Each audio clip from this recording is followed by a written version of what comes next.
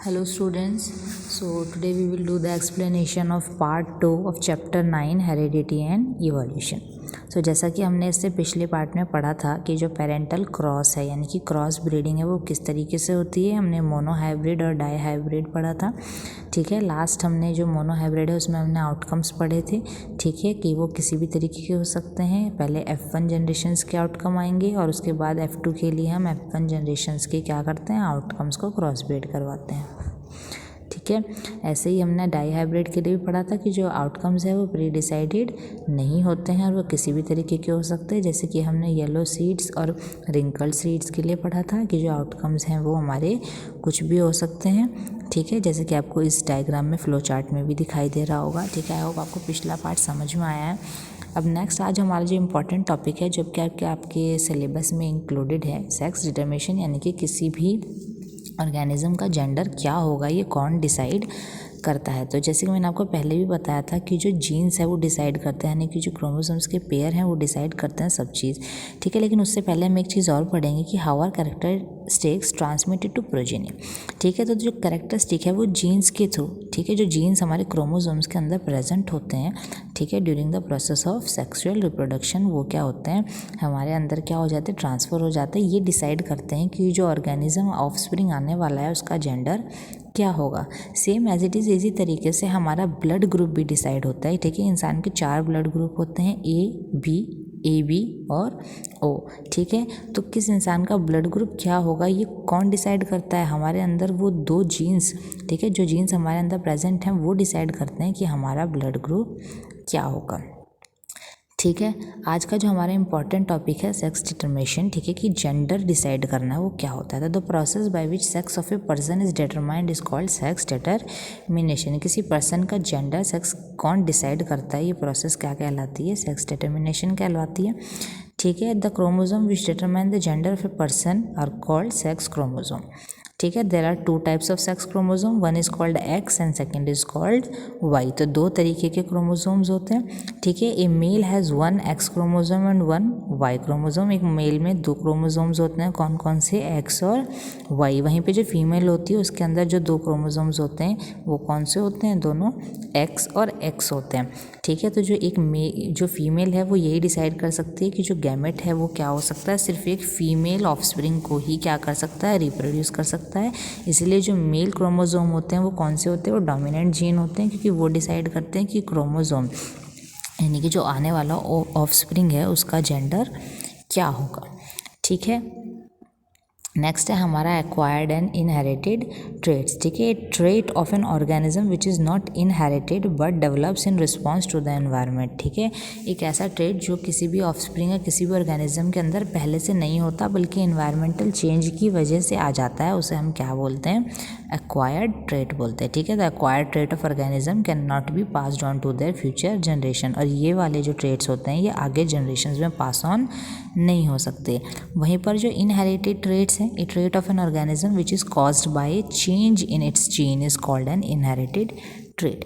ठीक है, जो इनहेरिटेड ट्रेट होते हैं वो कौन से होते हैं, जो हमारी जीन्स के अंदर, हमारी बॉडी के अंदर ही उनमें बदलाव आ जाता है, वो क्या कहलाते हैं, इनहेरिटेड ट्रेट्स कहलाते हैं। ठीक है, inherited traits actually mean the characteristic which we receive from our parents. और ये वही कैरेक्टरिस्टिक होते हैं जो हम अपने पेरेंट्स से रिसीव करते हैं। ठीक है, नेक्स्ट हम पढ़ेंगे evolution. Evolution is the sequence of gradual changes which takes place in the primitive organism over million of years in which new species are produced. Evolution क्या है, मैंने बताया कि जनरेशन टू जनरेशन। ठीक है, तो जनरेशन टू जनरेशन जब जो हमारे कैरेक्टरिस्टिक है वो पास ऑन होते रहते हैं, उनमें थोड़ी थोड़ी क्या आती रहती है, वेरिएशन आती रहती है, बदलाव आने लगते हैं, तो हम उसे क्या बोलते हैं, इवोल्यूशन बोलते हैं। यानी कि जो बहुत पुराने वाले कैरेक्टरिस्टिक्स थे वो क्या है, बदलाव आते आते क्या हो जाते हैं, मॉडर्नाइज हो जाते हैं, मॉडिफाई हो जाते हैं। तो वो क्या कहलाता है, उन जीन्स का या उन कैरेक्टरिस्टिक्स का क्या कहलाता है, इवोल्यूशन कहलाता है। ठीक है, आई होप ये वाली बात आप लोगों को समझ में आई होगी। तो जो हमारी इवोल्यूशन है वो एविडेंस कैसे हो सकता है, एविडेंस का मतलब क्या है, कैसे कैसे हमारे पास इवोल्यूशन होता है। जैसे कि सबसे पहले इसमें बताया है होमोलॉगस ऑर्गन्स, तो हम इसको थोड़ा सा ब्रीफ में पढ़ेंगे क्योंकि हमारा टॉपिक क्या है, इंक्लूडेड नहीं है। ठीक है। होमोलोगस ऑर्गन्स कौन से होते हैं, यानी कि वे ऑर्गन्स जो क्या है स्ट्रक्चर जिनकी सेम होती है, ठीक है, और जो उनका फंक्शंस है वो क्या होता है डिफरेंट होता है, ठीक है। जैसे कि देखो डायग्राम दिया गया है 4 limb of human 4 limb of bat, ठीक है। तो लगभग जो इनकी स्ट्रक्चर है वो क्या है बेसिक जो है वो सेम है, लेकिन जो इनका फंक्शन है वो अलग अलग है। ह्यूमन का हाथ जो क्या है मैकेनिकल वर्क करने के लिए होता है, जो लिम्ब ऑफ बैट है वो उड़ने के लिए होता है। ऐसे ही एनालॉगस ऑर्गन होते हैं, ये क्या होता है बेसिक स्ट्रक्चर जो होती है डिफरेंट होती है, अपीयरेंस सेम होती है और लगभग सेम ही फंक्शन करते हैं वो लोग, ठीक है। जैसे कि wing of insect, wing of bird, ठीक है, लगभग क्या है सेम फंक्शन है, सेम स्ट्रक्चर है, ठीक है। जो हमारा इंपॉर्टेंट है वो है हमारा डार्विन्स थ्योरी ऑफ इवोल्यूशन। तो Charles Robert Darwin gave the theory of evolution in his famous book the origin of species. जो ये डार्विन्स थ्योरी है किसने दी थी, चार्ल्स रॉबर्ट डार्विन ने दी थी अपनी एक बहुत ही फेमस किताब द ओरिजिन ऑफ स्पीशीज़ में, ठीक है। तो the theory of evolution proposed by Darwin is known as the theory of natural selection. इसको हम क्या बोलते हैं, the theory of natural selection बोलते हैं, ठीक है। Darwin's theory of evolution can be described as follows, जैसे कि within any population there is natural variation, some individuals have more favourable variation than others, ठीक है। जो मैं आपको पहले भी बताया कि जो इतनी बड़ी पॉपुलेशन है हमारी उसमें क्या है सब इंडिविजुअल्स की जो कैरेक्टरिस्टिक है वो वेरिएंट हो सकते हैं, एक में कुछ ज़्यादा अलग फीचर्स हो सकते हैं, कुछ में कम हो सकते हैं, ठीक है। Even though all species produces large number of offspring, populations remain Fairlie constant naturally, कि सारी स्पीशीज़ क्या करते हैं लार्ज नंबर ऑफ ऑफस्प्रिंग को प्रोड्यूस करते हैं, लेकिन फिर भी जो पॉपुलेशन है वो कांस्टेंट रहती है, क्योंकि क्या है ऑफस्प्रिंग अगर जन्म लेते हैं तो वो मरते भी हैं, इसलिए क्या है जो पॉपुलेशन है वो नियरली कांस्टेंट रहती है, ठीक है। This is due to the struggle between members of same species and different species for food, ठीक है। ये किस वजह से होता है, जीवित रहने के लिए इनके बीच में जो कंपटीशन है फूड पाने के लिए, उसकी वजह से जो स्ट्रगल है वो क्या बना रहता है, सारी प्रजातियों की स्पीशीज़ के बीच में बना रहता है, ठीक है। और ये क्या है पॉपुलेशन क्या है कांस्टेंट बनी रहती है। The individuals having favourable variations passes on the variations, ठीक है, ठीक है। जिनके पास फेवरेबल यानी कि जो क्या है जीवित रहने के लिए जो उनके कैरेक्टरिस्टिक है वो बिल्कुल अनुकूल होते हैं, वो क्या करते हैं जनरेशन टू जनरेशन पास हो जाते हैं, और जिनके पास नहीं होते उनका जो ओरिजिन है वो समाप्त हो जाता है, ठीक है। नेचुरल सिलेक्शन पढ़ेंगे हम। Natural selection is the process of evolution of species whereby characteristics which help individual organism to survive and reproduce are passed on to their offspring and those characteristic which do not help are not passed on. Natural selection यानी कि प्राकृतिक रूप से चुनाव कैसे होता है, ठीक है। ये कौन सी प्रोसेस है जिसमें एक स्पीशीज़ क्या है वो इवोल्यूट होती है समय के साथ साथ, और उसके अंदर जो भी जीन्स है यानी कि जो भी ऐसी कैरेक्टरिस्टिक्स है जो कि क्या है अनुकूल है जीवित रहने के लिए, वो तो क्या कर दी जाती है वो आने वाली जनरेशन को पास ऑन कर दी जाती है, लेकिन वे फीचर्स वे कैरेक्टरिस्टिक जो क्या नहीं है जीवित रहने के लिए अनुकूल नहीं है वो आने वाली जनरेशन में पास ऑन नहीं होते। ये हमारा प्राकृतिक चुनाव है यानी कि नेचुरल सिलेक्शन है, ठीक है।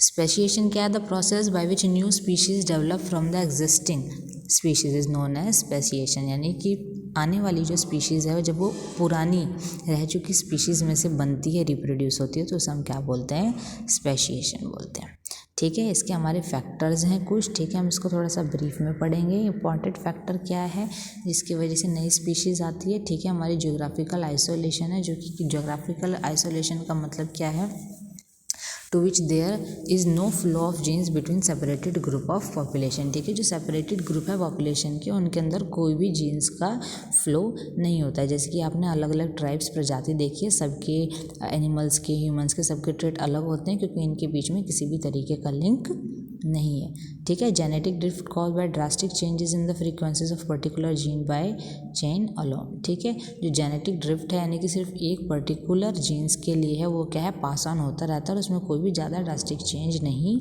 आता है, ठीक है। Variation caused in individuals due to natural selection, प्राकृतिक चुनाव की वजह से नेचुरल सिलेक्शन की वजह से क्या है इंडिविजुअल्स के अंदर वेरिएशन यानी कि बदलाव आ सकते हैं, क्योंकि ये क्या है प्राकृतिक रूप से अपने आप ही होता है, ठीक है। इस तरीके, जैसे कि इवोल्यूशन ऑफ आइज़ है, इवोल्यूशन ऑफ फेदर्स है, ठीक है। सबके अंदर क्या हो सकता है, अलग हो सकता है। जैसे आपने देखा हो कि अलग अलग प्रदेश, अलग अलग देश के लोगों की पहचान हम कभी कभार उनकी आंखों से भी कर लेते हैं।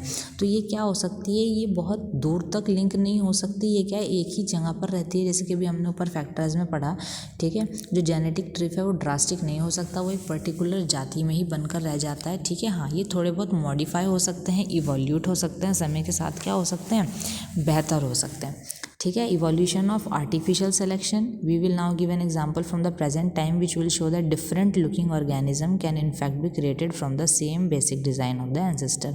यानी कि आज के समय से भी हमने एग्जांपल लिया है कि कुछ ऑर्गेनिज्म जो आज क्या हैं, बिल्कुल अलग अलग दिखाई देते हैं, अलग अलग फीचर्स के साथ, वो क्या हो सकते हैं, वो किसी एक सेम पूर्वज से भी आ सकते हैं।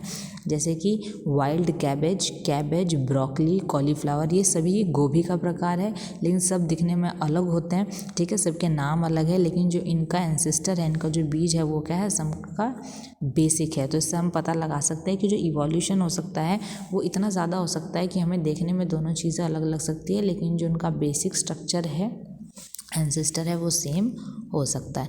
तो आई होप आप लोगों को ये बात समझ में आई होगी। Thank you and have a nice day.